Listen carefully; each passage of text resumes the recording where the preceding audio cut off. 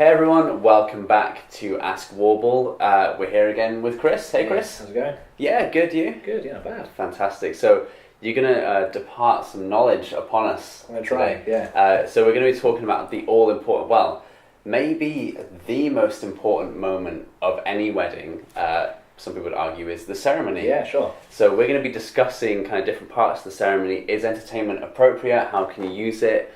So on and so forth. So I mean, in regards to the ceremony, what would you say with that, it being such an important part of the day? Do you think that in itself is one of the main reasons why it's important to have entertainment involved in it? Yeah, definitely. It's a really good part of the day to invest, some real kind of effort into, because it's a really memorable moment, especially for the couple, for family and friends as well. It's the part that a bride might dream about when she's younger. Yeah, it's like, the dream of sort of being in the dress and walking down the aisle and that kind of thing. And what you really want to do is be able to get something that really kind of sets the scene and really kind of focuses on that sort of part of it. So sure. It's definitely a really important thing to sort of consider when looking into entertainment, because there's a lot you can do with it. Cool, okay. And another thing that we kind of think about is that the ceremony is probably the most serious part of the day, where maybe later on is where you get to let loose when you party, or you get to chat with your guests, but the ceremony can be, even if you don't have a traditional wedding, it's probably the most traditional part of most weddings. How can we use entertainment, or should we use entertainment to maybe kind of relieve some tension, or? Yeah, certainly. Especially for kind of guests, if it's like the first wedding that they've been to, it can feel a little bit formal sometimes. And what you want to do is that, a wedding, it's a celebration anyway. It's not really something that's meant to be, really kind of formal and sort of quite awkward for people. It should be, a sort of a get together for sort of close family and friends to celebrate, a sort of a couple. So it doesn't necessarily need to be something that is, very sort of formal and a little bit kind of difficult in terms of kind of feeling relaxed and that kind of thing. So there's definitely sort of things that you can do to kind of relieve some of that tension.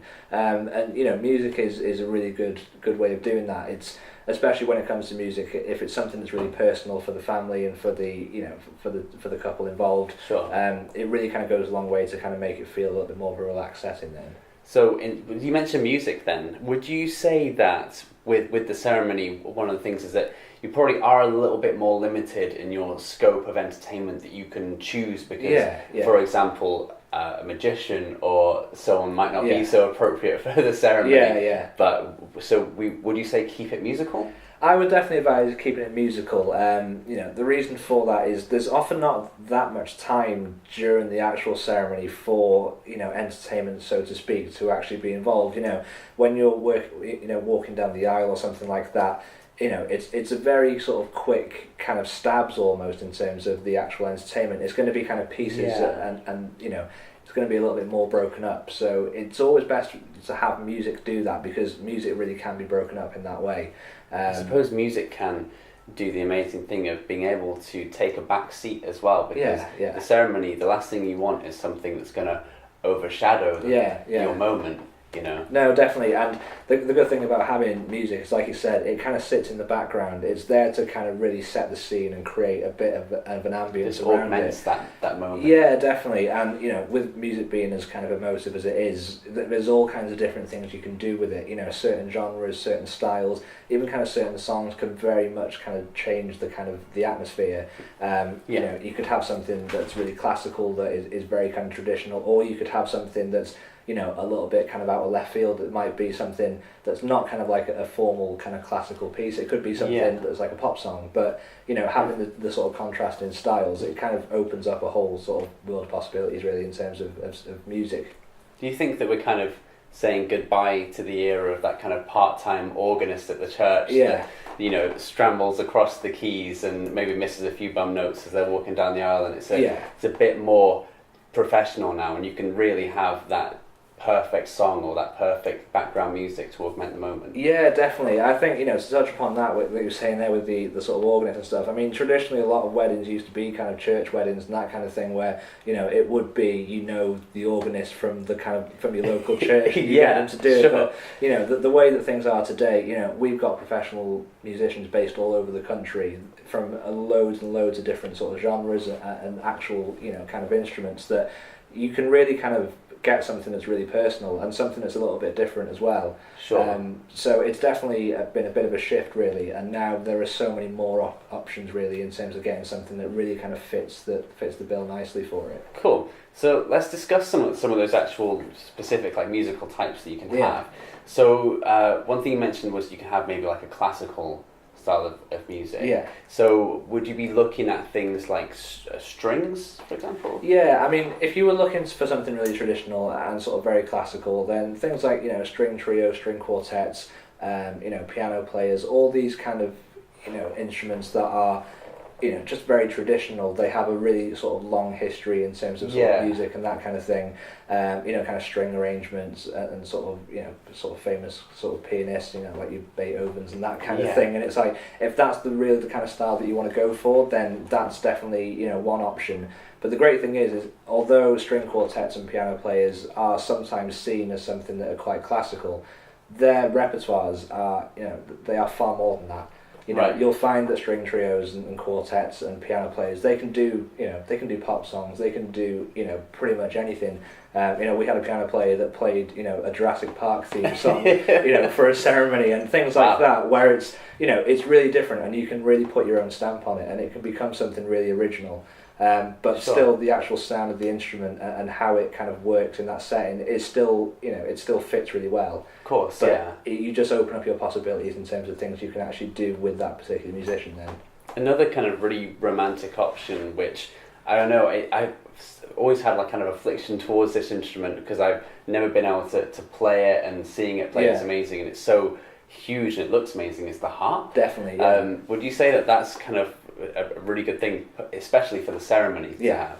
Definitely. I mean, with the harp, it's something that is, it's not really like a lead instrument. So what I mean by that, it's not something that will be the focal point. It's not something that grabs attention, but it is perfect for something to kind of sit in the background and create a bit of ambience. So, it's special, isn't it? Yeah. Not many people get to see a harpist play. Definitely, all the time. I know it's something that I've not seen very often either. No. And a wedding is one of the few places where you would actually, maybe see that. So it is, it's a good talking point for people as well, especially, as guests are arriving and everyone's kind of taking their seats.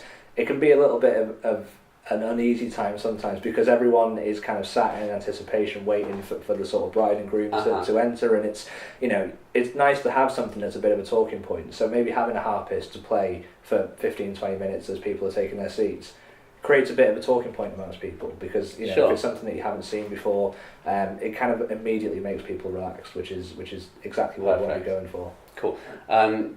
Would it be appropriate to have any kind of vocal performance? I mean, there's a scene in the film Love Actually where they have a kind of choir pop up and they sing. It's kind of a bit more grandiose and a bit more of a statement to do that, but do you often see kind of singers, vocalists go in and do something during the ceremony? Yeah, definitely. I mean, we book an awful lot of sort of solo musicians, so be it maybe an acoustic guitarist and a singer to do certain parts of the ceremony, be it walking down the aisle, signing the register, even doing a few full songs at the start as guests are arriving. So like we were saying before, because there are often parts of the ceremony where it's only going to be really snippets of songs that you'll be able to sort of play, there's not going to be really an opportunity to be able to play a full 3.5-4 minute song. Of course, yeah. But what you can do is having a live musician there is you can pick and choose parts of songs that you actually want to have. So, for example, if you wanted, 1,000 Years by Christina Perri, for example, as a song during the ceremony, then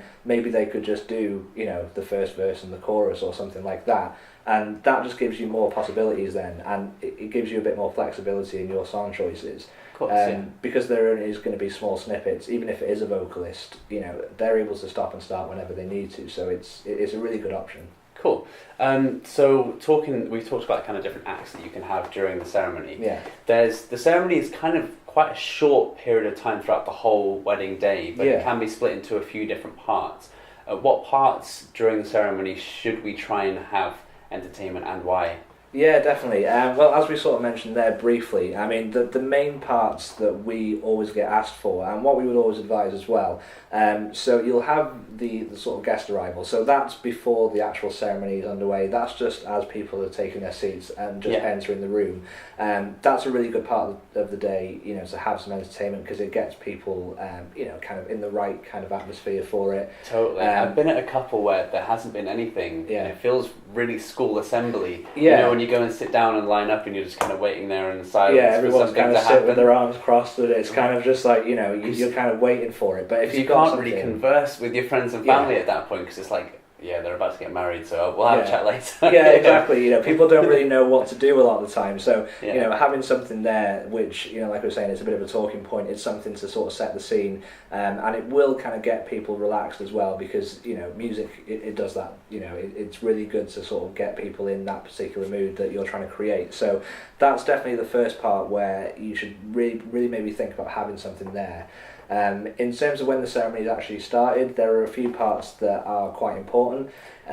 So the first of those being obviously kind of walking down the aisle. That's one of the most kind of known parts where you would assume that music would, you know, actually happen. And that's definitely somewhere, you know, where people really do have a good idea in their head as to what they want. It's like, you know, brides, you know, you will have a song in mind that you want when you're walking down the aisle. Exactly. So having a live musician being able to perform that, it's really, really important, and it can be a really nice moment. So that's definitely the first part. And then, you know, there might be kind of a few songs, you know, or kind of sections of music kind of played sporadically, you know, maybe just before the vows, just afterwards. But then the other kind of main part is going to be the signing of the register. Sure.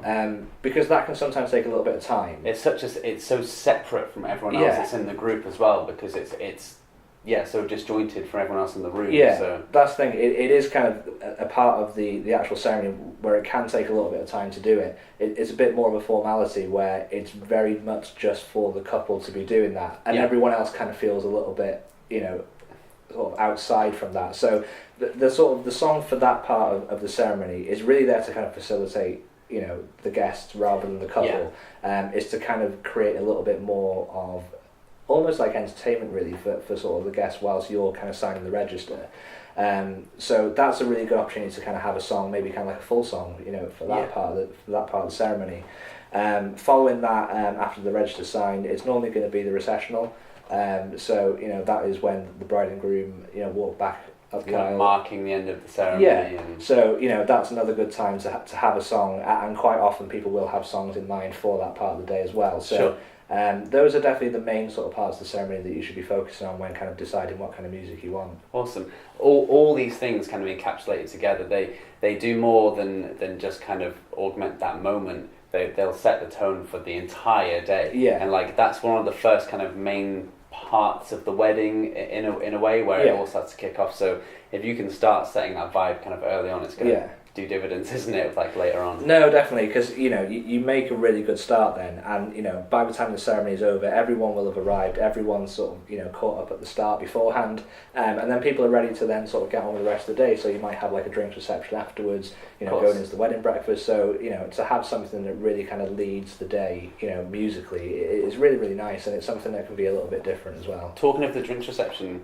really quick, I mean, one thing that we've mentioned in other videos and whatnot is that we can have kind of acts carrying over to different parts of the day. It's one of the more common ones. You see the fact that someone might book a musician for the ceremony and then they will kind of stay on and play the drinks reception as well. Or? Yeah, that's something that, you know, we do get a lot of inquiries for. When people are asking, you know, for music for the ceremony, quite often, you know, it's really good to have that musician then do something a bit later on afterwards, because once they're there, it's easy enough for them to be able to, you know, just a case of sort of move their equipment to another part. And it creates a little bit more of a cohesive, you know, sort of sound for the whole. Some continuity to the day. And it's really good having, you know, musicians like that. So be it, you know, a string quartet or a harpist or a piano player, is that they're such versatile instruments. You know, they've been on countless different genres, you know, across the sort of history of music. So if you were going to have something really formal and classical for the ceremony, doesn't mean that that's what you would necessarily have for the drink reception. Yeah, you might exactly. want to switch up. You might want to do something that's a bit, more kind of jazzy, or something that's a bit more contemporary. So you have a load of flexibility with that, and it's a lot more cost effective than booking a musician for the ceremony and then thinking about booking something else for the drinks reception. Yeah. Having somebody do it all, it's one less thing to worry about. Perfect. Yeah. Awesome. Well, Chris, I think that's it for the ceremony. Cool. Thanks very much for joining us again on another Ask Warble. If you guys have any questions about the wedding ceremony or entertainment for your wedding day, get in touch or use the hashtag AskWarble and leave a comment down below, and then we'll get back to you. Thank you. Thanks.